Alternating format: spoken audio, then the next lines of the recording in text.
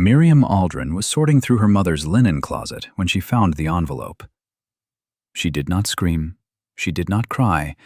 She simply stood there in the narrow hallway of the house she had grown up in, holding the envelope with both hands the way you hold something fragile that is already broken. And she read the return address 3 times before she put it in her coat pocket and walked back downstairs to finish helping her sister arrange the funeral flowers. Because by morning, she would understand that the woman she had spent 47 years mourning was not the woman she had buried that afternoon. The flowers were white roses and lavender, which Celeste had chosen. Celeste always chose. That was the unspoken rule in the Aldrin family, the one Miriam had spent 2 decades learning to live with after a decade spent fighting it. Celeste chose the flowers. Celeste chose the caterers. Celeste had chosen which nursing home their mother, Vera, would spend her last 4 years.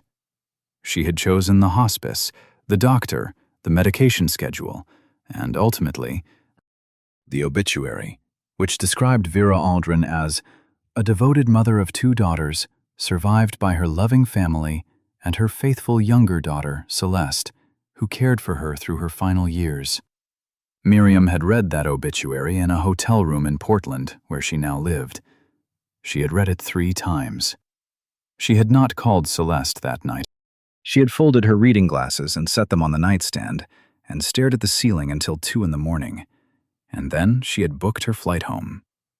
Not because of the obituary. She had learned to expect things like that. She had booked the flight because of what the obituary did not say. It did not mention the house. Their mother had lived in that house for 51 years. It was the house where Miriam had been born, the house where she had learned to read, the house she had left at 23 after the worst year of her life, the house she had sent money to for over 2 decades, quietly, without announcement, because her mother was too proud to ask, and Celeste was too comfortable to notice how close to the edge the family finances sometimes ran. That house, on a quiet street in Dunmore, Pennsylvania, had been their mother's primary asset. It was, in every practical sense, the inheritance. The obituary said nothing about the house because Celeste had already taken care of it. Miriam did not know that yet, not on the day of the funeral. She only knew that the envelope in her coat pocket felt heavier than it should for a piece of paper, and that her sister's hand on her shoulder during the graveside service felt different than it ever had before. Lighter, somehow. The way a hand feels when it belongs to someone who is relieved. Dunmore in November smelled like wet leaves and chimney smoke. Miriam had forgotten that smell, or rather she had stored it somewhere she didn't visit often, in the same part of her memory where she kept the specific creak of the 3rd stair, the way the kitchen light hummed in winter, and the sound of her mother's voice at 6 in the morning calling up through the ceiling. She had not been home in 8 months. Before that, 2 years. The distance was not laziness or indifference. It was the particular discipline of a woman who had learned that loving some people from a safe distance is not cruelty. It is survival. She had rebuilt her life in Portland. That was the only word for what she had done. Rebuilt. After the years of losing, her marriage, her savings, a business that had failed in ways that were partly her fault, and partly the fault of a partner who had turned out to be neither honest nor capable. She had started over in a city where no one knew her name. She had worked in nonprofit administration for 3 years before rising to become the development director of a mid-sized environmental organization. She owned a small house near the river. She had a garden she was proud of. She had friends she trusted. She had not told her mother much about any of this. Vera had not asked. That was the oldest wound in the family, older than any specific injury. The simple fact that Vera Aldrin had always found it easier to understand Celeste. Celeste, who had stayed. Celeste, who had married a local man and produced 2 local grandchildren and come to Sunday dinners and organized the holiday gatherings, and called every Tuesday evening at 7:30. Miriam had always existed at the edge of her mother's understanding, a daughter who wanted more than Dunmore could offer, who had left and struggled and failed and rebuilt herself somewhere nobody knew her. A daughter who had tried to help with money rather than presence, because presence had always been the thing she and her mother couldn't manage without something going wrong between them. Now Vera was gone, and Miriam was back in the house, sleeping in her childhood bedroom, and there was an envelope in her coat pocket downstairs. She waited until Celeste had gone home to her own house 3 streets away, until the last casserole had been wrapped in foil and put in the refrigerator, until the borrowed folding chairs had been stacked by the front door for the church deacon to collect in the morning. She waited until the house was fully quiet, the kind of quiet that old houses hold like a held breath. Then she sat down at the kitchen table under the humming light, and she opened the envelope. It was a letter from a law office, Connolly, Marsh & Ruiz, attorneys at law, with an address in Scranton. The letter was dated 14 months ago. It was addressed to Vera Aldrin. It confirmed the execution of a power of attorney agreement, effective immediately, granting Celeste Aldrin Rourke full legal authority to act on behalf of Vera Aldrin in all financial, medical, and property matters. Miriam read the letter slowly. Then she turned it over, as if there might be something on the back. There was nothing. She set it on the table and looked at it for a long time. A power of attorney was not unusual. Their mother had been 81 years old. Her mind had been slipping for 3 years, gently at first, then with more insistence, the way a hand releases grip, not all at once, but finger by finger. It was reasonable, practical, even thoughtful to ensure that someone had legal authority to manage her affairs. Miriam understood that. What she did not understand was why no one had told her. She had spoken to her mother by phone every 2 or 3 weeks for the past 14 months. She had spoken to Celeste twice during that period, once when their mother had a fall, and once at Christmas. Neither conversation had included the words, power of attorney. Neither had included the words, I am now the legal authority over everything Mom owns. Miriam put the letter back in the envelope. She folded the envelope once and tucked it into the inside pocket of her coat, which was hanging on the hook by the door where it had always hung when she was a girl. She went to bed at 11 and lay in the dark listening to the house settle around her. And she thought about the things she would need to find out, and the order in which she would need to find them out. And she did not sleep for a very long time. She woke at 5:45 the way she always did, without an alarm, a habit that had persisted through every version of her adult life. The sky outside the bedroom window was the gray-purple of early winter morning, and the street below was empty.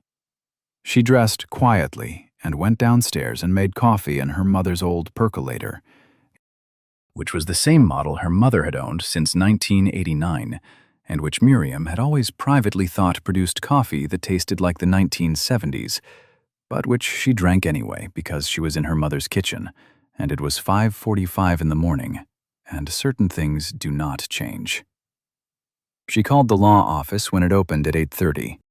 The woman who answered was polite and careful in the particular way that legal staff are careful, which meant she was helpful without saying anything that would matter. She confirmed that Connolly, Marsh, and Ruiz had represented Vera Aldrin. She confirmed that Miriam was welcome to schedule a consultation. She confirmed nothing else. Miriam scheduled a consultation for the following morning. Then she went through her mother's filing cabinet. It was in the study, the small room off the living room that had been her father's office, and which Vera had repurposed after his death into a general storage room for important papers. The filing cabinet was olive green and 4 drawers tall, and had a small lock that Miriam knew had never actually worked because her father had lost the key in 1992, and the lock had been stuck in the open position ever since. She spent 3 hours in that room. She was methodical. She was quiet. She had always been good at this kind of work. The kind that requires patience and pattern recognition and the ability to stay calm while looking for something you are increasingly afraid to find. What she found, organized in hanging folders behind a divider labeled "Property" in her mother's careful handwriting, was a deed transfer document. The house on Emmett Street, Dunmore, Pennsylvania, had been transferred from Vera Aldrin to Celeste Aldrin Rourke 11 months ago. The transfer price listed on the document was $1. Miriam stood in her mother's study, holding this document for approximately 4 minutes. She registered certain facts: the date, the signatures, the notary seal. She registered the fact that 11 months ago, her mother had still been alive, had still been in the nursing home, had still been capable of limited conversation, because Miriam had spoken to her by phone in that same month, and Vera had told her about a bird that visited her window every morning and had asked whether Miriam was eating enough vegetables. She registered the fact that a woman whose mind was failing, who was in a nursing home, who had signed a power of attorney giving her younger daughter full authority over her affairs, had also somehow signed a property transfer document 11 months ago. She registered the fact that the property had transferred for $1. She put the deed document next to the power of attorney letter on the study desk. She took photographs of both with her phone. Then she opened the next folder. The next folder contained financial statements, her mother's bank account, which Miriam had been contributing to every month for over 20 years through a recurring transfer that her mother had never asked about and never fully acknowledged, showed a series of large withdrawals beginning 16 months ago. The withdrawals averaged $4,000 per month. They continued for 12 months. Then they stopped, because the account was empty. Miriam did exactly what she had trained herself to do in moments that felt like the edge of a cliff. She breathed in for 4 counts. She held for 4. She breathed out for 4. She did this 3 times. Then she took photographs of the financial statements, closed the filing cabinet, and went to make a second cup of her mother's terrible coffee. She needed to think before she acted.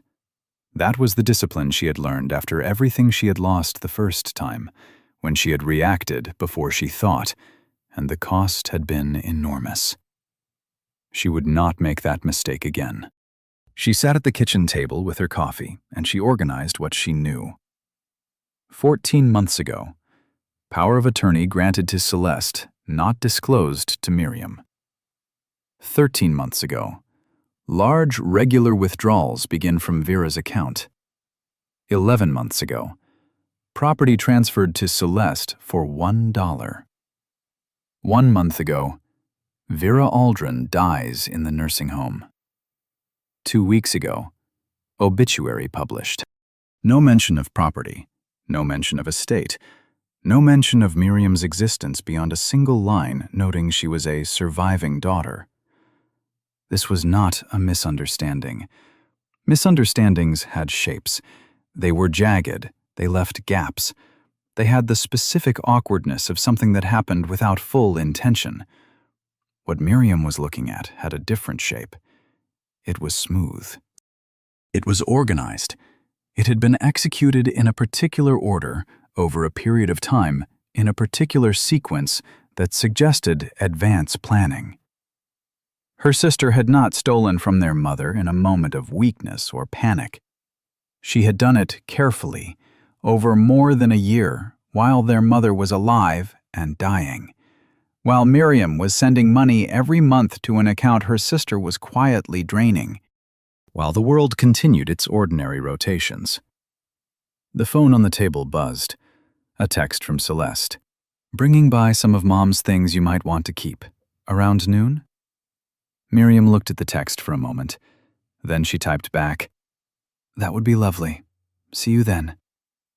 She put the phone face down on the table and finished her coffee. Before Celeste arrived, Miriam did 2 things.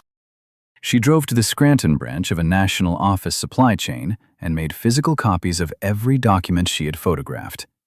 She put the copies in a manila envelope, which she sealed and addressed to her own email and dropped in the blue mailbox outside the post office. Though, of course, she meant she photographed them and saved the images in 3 separate cloud storage accounts, each with a different email address, each created that morning. She had always been methodical. The second thing she did was call her oldest friend in Dunmore, a woman named Patricia Hess, who had been in her class at Sacred Heart Elementary and who now worked as a paralegal in a firm that specialized in elder law. Patricia picked up on the second ring. "Miriam, how are you holding up?" "I need to ask you something, and I need you to be honest with me," Miriam said. There was a half-second pause. Patricia had always been quick, always understood when a conversation had shifted register. "Ask," she said. Miriam described what she had found. She was specific and she was brief, because Patricia was a paralegal and did not need the emotional texture. She needed the facts. She stated the facts. When she finished, the silence on the phone lasted longer than the half-second. "Miriam," Patricia said finally, "when did your mother sign the power of attorney?" 14 months ago, according to the letter." "And when did her cognitive decline become significant?" "Celeste told me she started having serious confusion about 18 months ago." The nursing home notes I found say the same. Another silence. "Do you have any documentation of your financial contributions to your mother's account?" 11 years of bank statements, accessible online." Good. Patricia's voice had become careful in a different way now, not evasive, but precise. "The consultation tomorrow is important. Go. But I want you to understand something before you walk into that office. The issue of whether the power of attorney was valid, whether your mother had sufficient cognitive capacity at the time of signing, whether the property transfer meets the legal standard for an arm's-length transaction, these are not simple questions. They have answers, but finding those answers will take time. More time than you probably want. I understand that. Do you? Because, Miriam, I've seen people in your position expect the law to move like justice. It doesn't.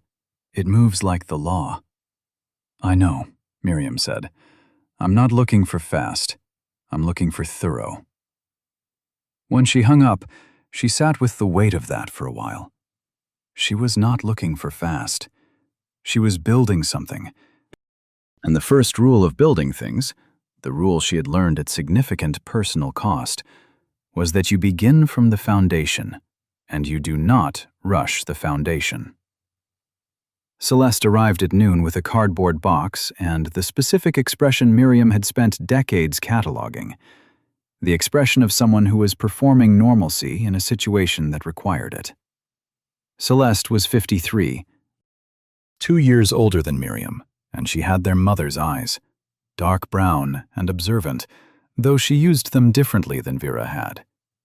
Where Vera's eyes had often looked outward with a kind of distracted hoping, Celeste's eyes looked inward, assessing, always working out angles. "You look tired," Celeste said, setting the box on the kitchen counter. "Funeral," Miriam said. "Coffee?" "I can't stay long." She began unpacking the box, narrating each item: their grandmother's tea set, a photo album from the 70s, a small watercolor that had hung in the study for as long as Miriam could remember. "I thought you'd want these. The rest I've been sorting through gradually. It's a lot." "I can imagine," Miriam said. "How long have you been managing the house?" The word managing was carefully chosen. Not overseeing, not looking after. Managing. The word that implied authority, responsibility, and the right of a manager over managed property. Celeste's hands stilled for a fraction of a second on the photo album. Then she continued unpacking. "Oh, it's been a process. The last couple years were a lot. You know how it was at the end." "I'm not sure I do," Miriam said pleasantly. "Tell me." What Celeste told her, over the next 20 minutes, was a version of the past 2 years that was emotionally coherent and practically incomplete. She described their mother's decline with genuine feeling, the nights she had spent at the nursing home, the conversations that had stopped making sense, the slow grief of watching someone leave before they were gone. She described the paperwork and the doctors and the legal arrangements as burdens, practical necessities that had fallen to her because she was the one who was present. She never mentioned that Miriam had been sending money every month. She never mentioned the deed transfer. She never mentioned the drained bank account. What she said, near the end, was this: "Mom wanted things to be simple. You know how she hated complication. She just wanted everything settled." Miriam looked at her sister. She thought about 23 years of monthly transfers. She thought about the envelope in her coat pocket. She thought about the photograph of the deed document saved in 3 different cloud accounts under 3 different email addresses. "Of course," she said. "She always did." After Celeste left, Miriam stood in the kitchen for a long time looking at her grandmother's tea set on the counter. The teapot had a small chip on the spout that she remembered from childhood, a chip she had once caused by dropping the pot when she was 8 years old, and being made to apologize for it formally, in the kitchen, to her grandmother and her mother, while Celeste watched from the doorway. She picked up the teapot and examined the chip. Still there. She made tea. The consultation the next morning with the attorney from Connolly, Marsh & Ruiz lasted 90 minutes.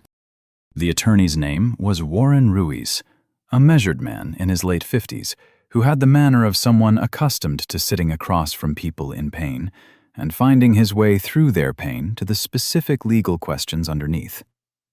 He had gray at his temples and reading glasses that he kept removing and putting back on. And he was careful with his language in the way that good attorneys are careful, which meant he said very little that was not true. What he told Miriam was this: he had prepared the power of attorney document 14 months ago at the request of Celeste Aldrin Rourke, who had presented herself as Vera Aldrin's primary caregiver and had brought Vera in person to sign. He had assessed Vera's capacity at the time of signing and had concluded she possessed sufficient understanding of what she was signing. This assessment was documented. "And the property transfer?" Miriam asked. Warren Ruiz removed his reading glasses. He looked at his desk. He put his glasses back on. "Ms. Aldrin, I want to be careful about what I can and can't discuss with you, given that your sister was our client in this matter." "Were you aware," Miriam said, "that my mother had been assessed by the nursing home staff as showing significant cognitive impairment in the 18 months before her death?" "I was not provided with nursing home records at the time of the power of attorney signing." "Were you aware that the property transfer occurred 11 months ago, meaning 3 months after the power of attorney was in effect?" "The property transfer was executed through a separate office. We were not involved in that transaction." Miriam looked at him steadily. "Mr. Ruiz, I'm not here to cause you legal difficulties. I'm here to understand what happened to my mother's estate. I have evidence of regular financial withdrawals from my mother's account during the period of the power of attorney, totaling approximately $48,000. I have evidence that my mother's property transferred to my sister for $1. I have 11 years of bank records showing that I was contributing to my mother's finances during the same period, without any knowledge that those contributions were being systematically withdrawn." Warren Ruiz was quiet for a moment that felt like several moments. He removed his glasses again. He set them on the desk. He said, "You should retain your own counsel." "I plan to," Miriam said. "But I would like to know, since you prepared the document, whether you believe my mother fully understood what she was signing." The silence this time was different. It was the silence of a man who was calculating, not evading.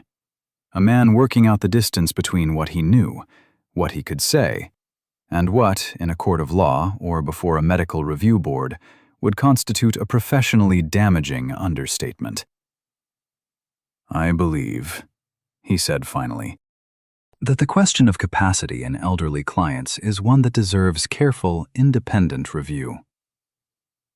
Miriam drove back to Dunmore with the windows down, despite the cold. She needed the air.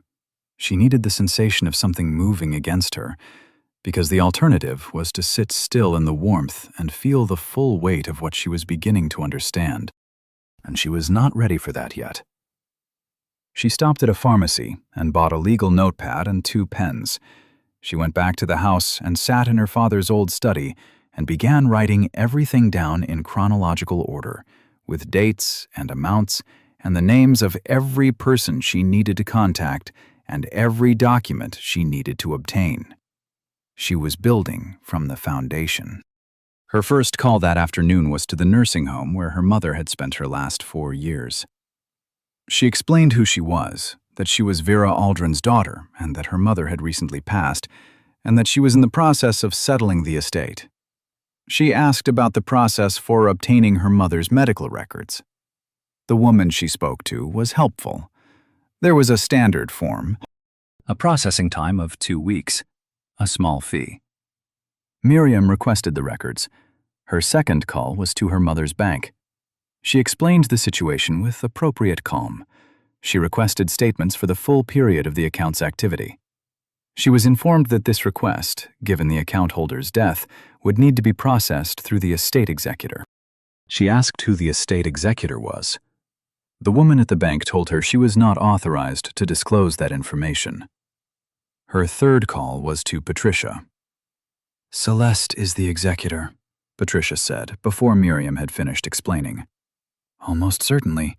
If there was a will and the power of attorney was in place, the odds are significant."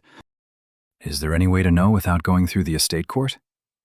"You'd have to file for a copy of the will through probate, which you have the right to do as a surviving family member. But, Miriam, you need an attorney. Today, if possible." Miriam hired an attorney by phone before dinner.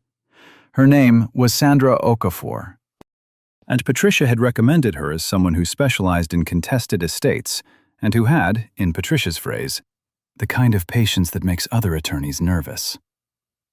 They spoke for 40 minutes. Sandra's voice had the calm specificity of someone who had heard hundreds of variations of this story and who had learned to treat each one as a unique architectural problem rather than an emotional event. "Tell me what you have," Sandra said. Miriam told her. "Good," Sandra said when she finished. "You've done well. Don't discuss any of this with your sister.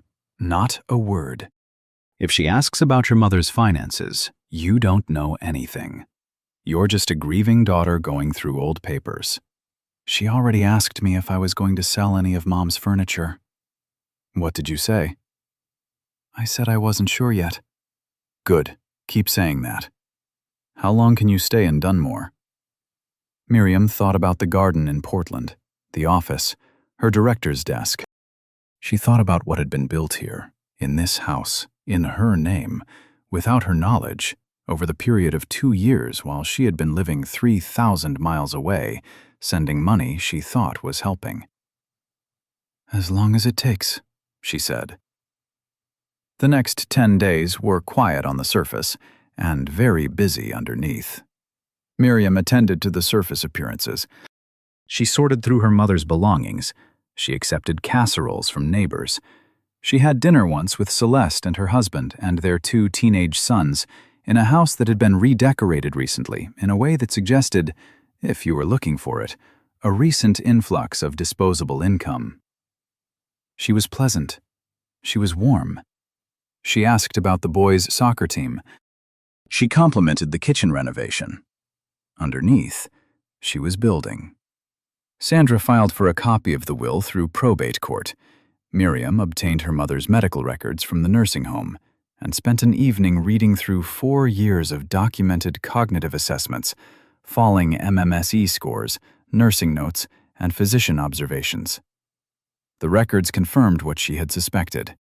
By the time the power of attorney was signed 14 months ago, Vera Aldrin had been assessed 3 months earlier by the nursing home's psychiatric consultant as exhibiting moderate cognitive impairment consistent with mid-stage dementia, with significantly compromised executive function and susceptibility to suggestion. The word susceptibility sat on the page and did not move. Miriam photographed those pages separately. She sent them to Sandra. She sent them to herself in all 3 cloud accounts. She printed a copy and put it in a manila envelope that she kept at the bottom of her suitcase. She also found something else in the medical records, something she had not expected, something that required her to sit still for a very long time and rearrange the meaning of several things she had believed to be true. In the nursing notes from 22 months ago, there was a documented incident, a disagreement between Vera Aldrin and a family visitor. The notes described Vera as agitated and distressed, as repeatedly asking visitor to leave, as tearful and resistant. The visitor was not named in the nursing notes, which used only the clinical shorthand family member, daughter. But the date of the incident was a Tuesday in March, and Miriam had spoken to her mother 2 days later, on a Thursday, and her mother had been calm, had mentioned the bird at the window, had asked about the vegetables. So the daughter in the nursing notes had not been Miriam. And whatever had happened in that room on that Tuesday in March, it had been enough to require documentation. Miriam read the nursing note 3 times. She thought about what it must have taken to agitate her mother, who had always favored calm, who had always smoothed over difficulty rather than engaging it. She thought about what kind of conversation causes a nursing staff member to write the words agitated and distressed in an official record. She thought about the timing, 22 months ago. 2 months before the power of attorney discussions would have begun. She had enough to understand what happened. She did not yet have enough to prove it. The will arrived through probate 10 days after Sandra's filing. It had been updated 14 months ago, the same month as the power of attorney. The previous version, executed 12 years ago, had divided Vera Aldrin's estate equally between her 2 daughters. The new version, witnessed by a notary and 2 individuals Miriam did not recognize, left the entirety of the estate to Celeste Aldrin Rourke, with a brief paragraph citing Miriam's long absence and limited involvement in family matters as the reason for the change. Miriam read that paragraph twice. Long absence and limited involvement. She thought about the monthly transfers. She thought about the phone calls every 2 or 3 weeks.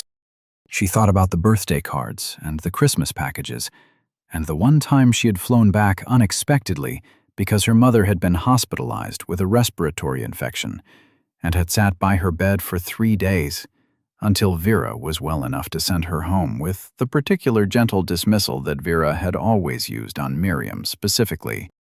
The one that said, "I love you," and also, "I cannot quite hold you," and also, "Please go somewhere I can imagine you." She did not cry reading that paragraph. She had trained herself out of the kind of crying that happens in the wrong moment.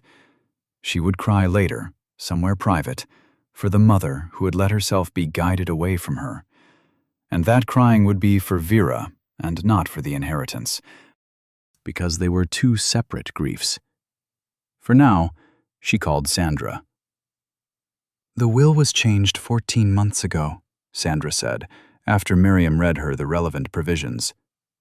"Same time as the power of attorney. Did your sister suggest the will change or bring in the notary?" The nursing home records show a regular visitor every 2 to 3 weeks during that period. The visitor log names Celeste Aldrin Rourke for every entry. And your mother's cognitive assessment, 3 months before the changes. Moderate dementia, compromised executive function, susceptibility to suggestion. Sandra was quiet for a beat. Then, "All right, here is where we are. We have a documented pattern. Regular visits by one daughter, escalating influence, followed by a legal change that benefits only that daughter, executed during a period when the testator's capacity was demonstrably compromised. We have a property transfer for $1 that, if the power of attorney is voided on capacity grounds, is itself potentially void. We have a financial record suggesting the estate funds were used for non-estate purposes during the POA period. And we have a will that, if successfully challenged, reverts to the previous equal distribution. Is that enough? It's enough to file. Whether it's enough to prevail depends on what the medical evidence says under a formal challenge, what the nursing home staff are willing to testify to, and whether any of the witnesses to the will signing remember the condition of the signer. There was a nursing note, Miriam said, from 22 months ago, a documented incident of distress. Send it to me. Already in your inbox. Another quiet beat. Miriam could hear, faintly, the hum of the kitchen light above her. Her father's light, her mother's study, her grandmother's chipped teapot on the counter. Miriam, Sandra said, I want to tell you something that is not legal advice. It is just something I have seen in cases like this. At some point, your sister is going to realize that you know, and when that happens, she will not be reasonable. People in her position are rarely reasonable, because by that point they have organized their entire understanding of what they did around the idea that they deserved it, that they earned it, that they were the one who stayed, who helped, who sacrificed. They believe this, and when someone challenges it, the first reaction is not guilt. It is rage. I know, Miriam said. Are you prepared for that? I have been preparing for that, Miriam said, for 30 years. She spent the following week building what Sandra called the supporting record. This meant, in practice, a series of careful, quiet actions that looked like nothing and meant everything.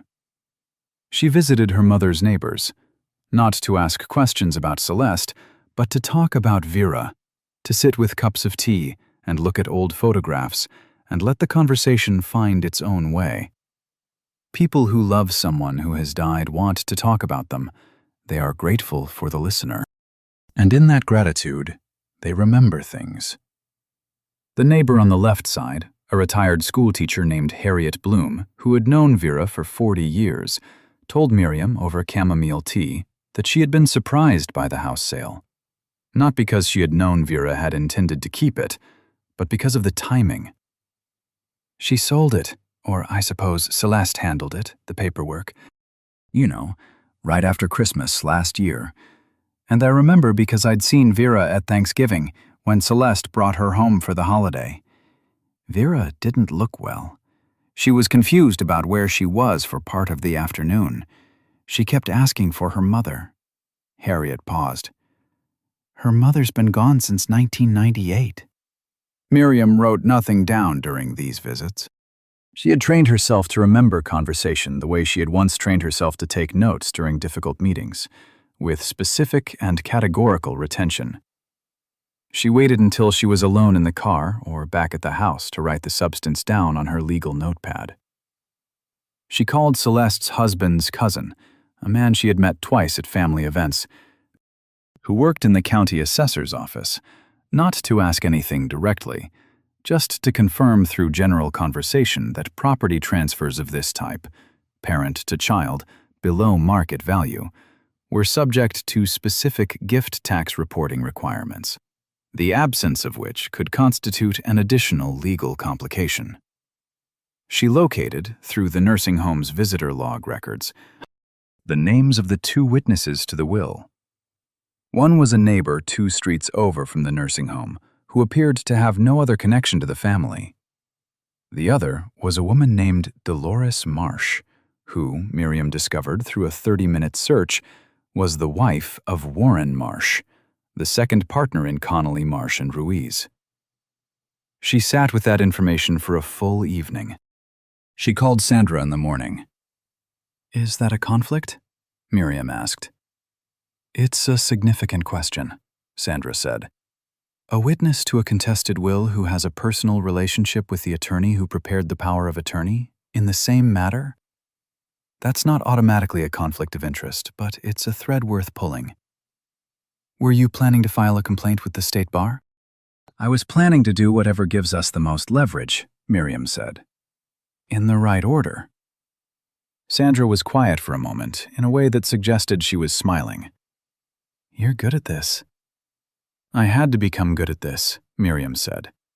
The first time I lost everything, I was not good at this.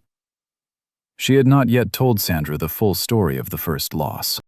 It was not relevant to the legal case, but it lived in her body the way all formative experiences live, as a physical memory she carried in her posture, in the way she held documents, in the 4-count breathing she did in moments that felt like edges. She had been 32. She had trusted the wrong person with the wrong amount of faith at the wrong time. And the result had been a level of personal and financial devastation that had taken her 8 years to fully emerge from. She had rebuilt entirely. She had built something that she believed was solid. She had not understood until this week how much of that belief in solidity was built on the assumption that the people who loved her were stable ground. The envelope arrived from Sandra 2 weeks later. A formal notice to Celeste Aldrin Rourke and her legal representation of Miriam's intent to contest the will on grounds of testamentary incapacity, and separately, a formal notice of intent to seek a court review of the power of attorney execution and the subsequent property transfer. Miriam was not at the house when the notice was delivered. She had calculated that. She was at Patricia's kitchen table drinking actual good coffee made in an actual French press, and she was waiting. Celeste called at 11:47 in the morning. Miriam let the call go to voicemail. Celeste called again at 12:03, and again at 12:16. Then she texted, "We need to talk. This is insane. Please call me." Then, "I cannot believe you are doing this to our family." Then, "After everything I did for Mom, after everything I gave up." Miriam read the texts once, then she forwarded them to Sandra with a brief note.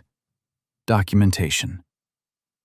The call she did take was the one at 3 in the afternoon, when Celeste drove to the house and knocked on the door, and then, receiving no answer, called from the front step. Through the front window, Miriam watched her sisters standing on the porch of their mother's house, her sister's house now, legally, for the moment, and she noticed that Celeste looked smaller than she had at the funeral. Less organized. Her hair was pulled back unevenly, and she was wearing a coat she'd clearly grabbed in a hurry. Miriam opened the door. "You can't just do this without talking to me," Celeste said. Her voice was tight, controlled, the voice of someone who had decided before the door opened that they were going to be reasonable and who was now finding that decision harder than expected. "Come inside," Miriam said. "I'll make tea." They sat at the kitchen table, the same table where Miriam had opened the envelope 9 days ago. The same humming light. Miriam set 2 cups of tea on the table and sat across from her sister and waited. "You don't understand what it was like," Celeste began. "You weren't here. You have no idea." "I know I wasn't here," Miriam said. "I know you were. I know that made things very hard for you, and I know that it also gave you access to things that I did not have access to." Celeste's jaw tightened. "I spent 4 years managing everything. 4 years. Every doctor's appointment, every form, every horrible Tuesday sitting next to her while she couldn't remember my name. You sent a check once a month and thought that made you involved." "I sent money," Miriam said, "because that was what she needed, and because she would never have asked for it, and because you were here, and I trusted you to use it for her." Celeste's eyes dropped to the teacup. Something happened in her face. A shift, brief, barely visible. The specific look of someone who has heard a truth stated plainly for the first time and cannot immediately find the right container for it. "The nursing home was expensive," she said. "Everything was expensive." "I know," Miriam said. "The bank statements show that." Silence. "Celeste," Miriam said, and she kept her voice level, not kind and not cruel, just clear, because what she was about to say required clarity above everything. Mom had dementia. By the time you brought her in to sign the power of attorney, she had already been assessed as significantly cognitively impaired. The nursing notes from the same period document her confusion, her difficulty with executive function, her susceptibility to influence. And 2 months before the power of attorney, there is a documented incident. Your visit. She was listed as agitated and distressed and asking you to leave. Celeste said nothing. What happened in that visit? Miriam asked. The silence lasted long enough that the kitchen light finished one of its hums and started another. Then Celeste looked up, and her expression had changed entirely. The performance of reasonable was gone. What was underneath it was not malice.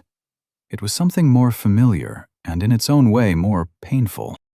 It was the expression of someone who had been keeping a story, keeping it the way you keep a leaking vessel, for a very long time, and who is now, in this kitchen, in this particular moment, too tired to keep holding it. I told her about the money, Celeste said. Your money. The transfers. Miriam waited. I told her you'd been sending it because you felt guilty. Celeste's voice was quieter now, lower. That you didn't actually care about her. That you were trying to buy your way out of showing up. That the money was easier than being here. She stopped. She got upset. She told me to leave. I thought she'd forget it. She usually forgot things by the next day. She didn't forget it, Miriam said. No. She spent 2 days being upset by what you told her.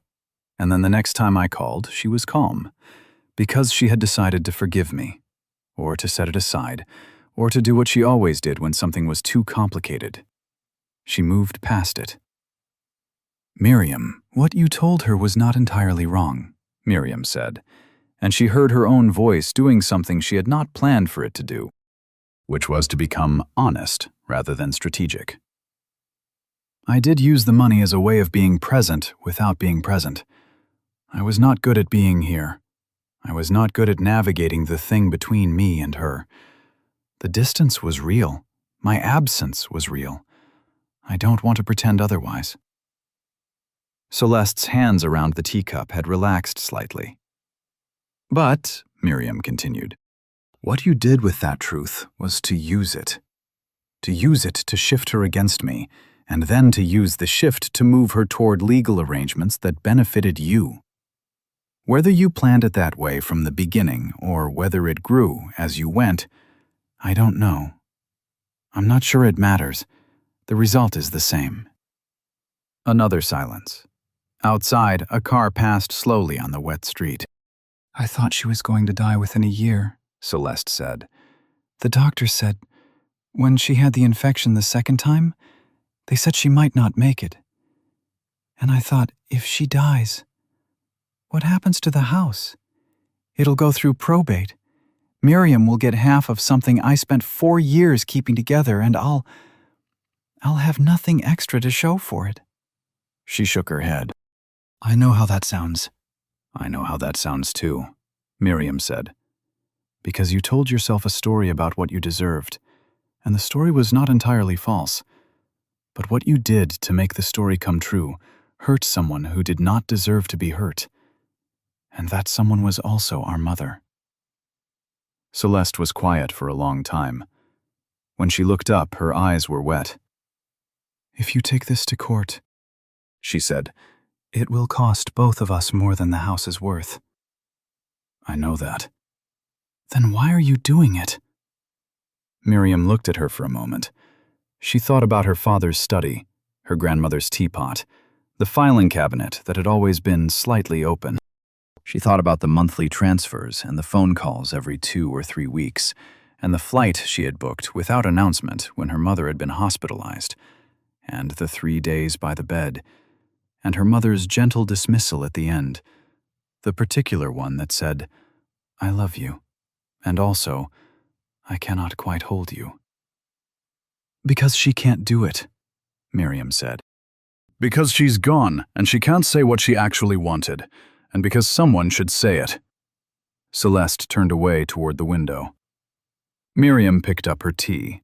The formal mediation took place in Sandra's office the following month, with Celeste's attorney present, a man named Gerald Finch, who had the resigned competence of someone who had reviewed the evidence and understood the situation.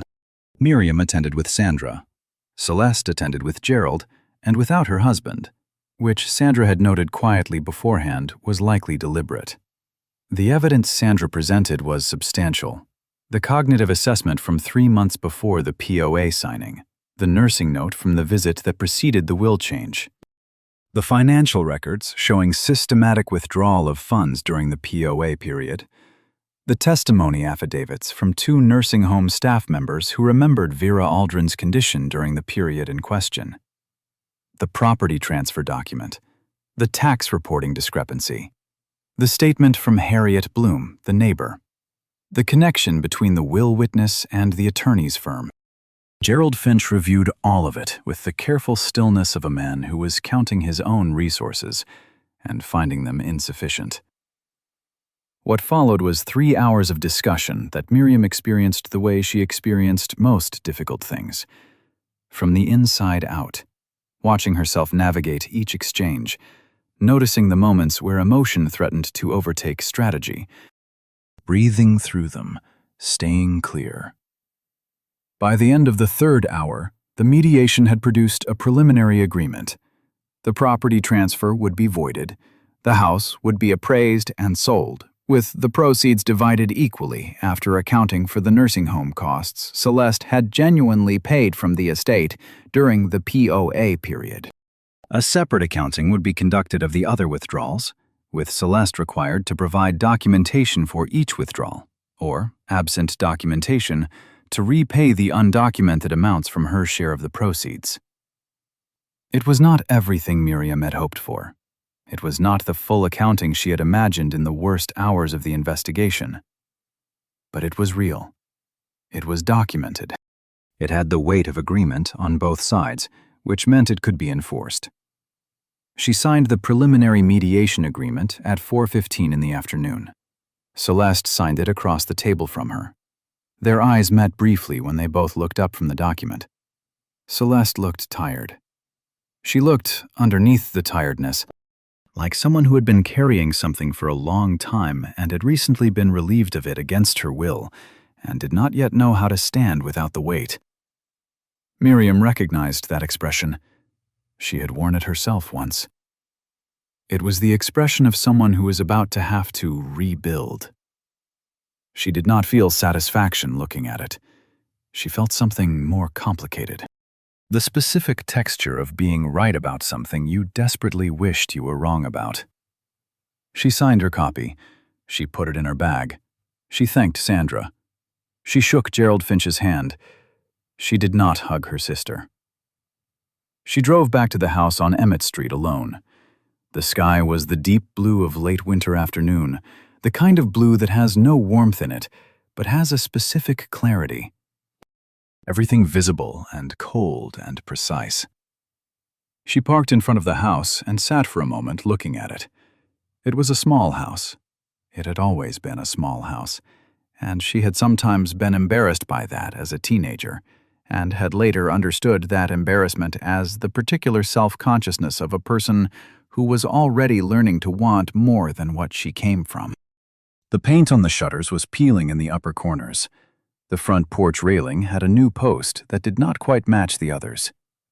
The window of her old bedroom reflected the blue sky. She went inside. The filing cabinet was still in the study.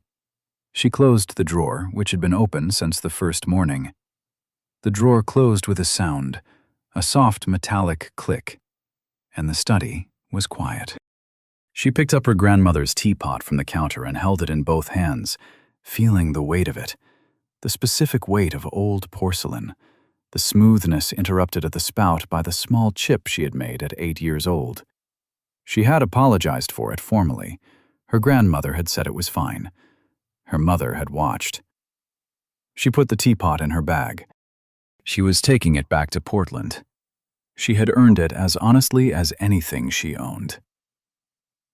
She stood in the kitchen for a long moment. The humming light, the smell of old wood and cold tea, and the specific dusty warmth of a house that is waiting. Outside, a bird landed briefly on the porch railing, the new post, and then was gone. She turned off the kitchen light. The house went quiet in the way that empty houses go quiet, which is not really quiet at all, but the accumulated sound of everything that happened there settling. She locked the door behind her. She put the key in her pocket. She walked to a rental car and sat in the driver's seat and looked at her hands on the steering wheel for a moment. And then she started the car and drove to the end of Emmett Street and turned toward the highway. In the months that followed, the house sold. The accounting was completed. Miriam's share of the proceeds, after nursing home costs, after the undocumented withdrawal repayment, after legal fees, was not a fortune. It was not what the house would have been worth, divided equally, in a different version of the story. But it was real, and it was hers, and it arrived in her Portland bank account on a Thursday in April, and she sat with her coffee at her kitchen table, looking at the deposit notification on her phone, and she felt the specific, complicated sensation of having done the right thing in the right way, slowly, without rushing the foundation, without burning everything down. She had not spoken to Celeste since the day of the mediation. She did not know if she ever would. She did not know what there would be to say, or whether anything that needed saying could be said in a way that both of them could receive. That was its own unresolved question, and she was learning, or relearning, the thing she had learned and then somehow needed to learn again. That some questions do not close. They just become something you carry differently. She transferred a portion of the mediation proceeds to a community foundation she had worked with through her organization, one that supported elder legal aid, the kind of services that help people in nursing homes ensure their wishes are honored by the people they trust. She did this without announcement. She went out to the garden. It was April in Portland, which meant wet soil and the first green suggestions of things that were about to come up, the kind of growth that is invisible until suddenly it isn't. She knelt in the dirt with her hands and worked for 2 hours until her knees ached and her back was tired, and the bed in the corner of the garden was cleared and ready. She stood up. She looked at what she had cleared. She would plant lavender there, not white roses. Lavender. She went inside and washed her hands and looked at the teapot on her kitchen shelf, the one that had traveled with her from Dunmore, the chipped spout visible from where she stood. She had apologized for that chip once, formally. It had not fixed it. But it was still there, and so was she. The silence of people who should have spoken can wound more deeply than any action. But sometimes the ones who stay silent do so because they have not yet found the words that are true enough. And sometimes, very slowly, they find them. And sometimes, it is enough. This has been a work of fiction created for entertainment purposes. Names, characters, businesses, places, and incidents are products of imagination and do not represent any real persons or events.